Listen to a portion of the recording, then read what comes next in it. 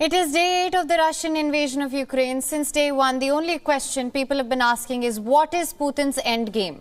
What will he do if and when Ukraine falls? Western intelligence suggests that the main aim is to decapitate the government, remove Zelensky, install a puppet regime loyal to Moscow. Now, it looks like this plan is already in the works. According to the Ukrainian news agencies, Russia has brought a former Ukrainian president to Minsk.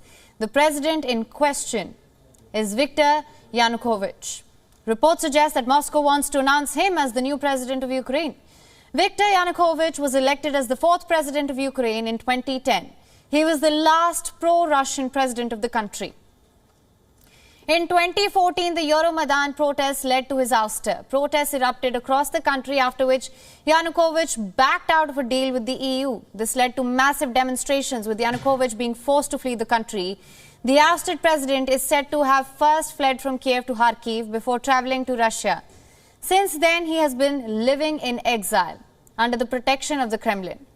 It is likely that Putin wants to control Ukraine through a puppet government. A pro-Russian president will solve that problem. But even if Putin installs a puppet regime, will Ukrainians accept this? An overwhelming majority of the population rejects any pro-Russian rule.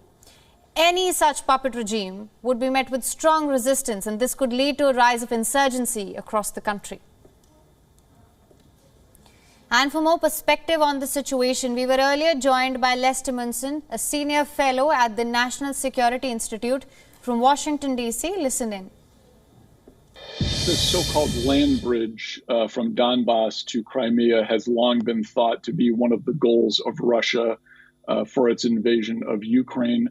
It would more easily facilitate the transportation of material to Crimea, which is strategically important to Russia, although, of course, it is part of Ukraine and it should not be such.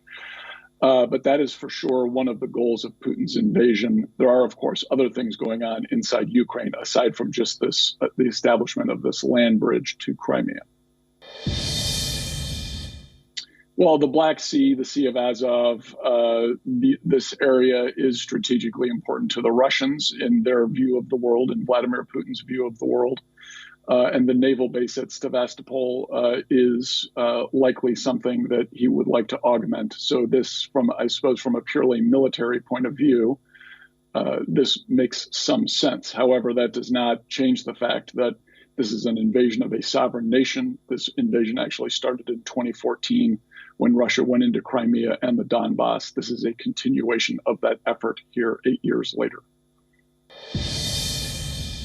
That seems like a very likely possibility. There's no doubt that Russia has the resources to mount such an attack. It appears that they have every intention of doing so.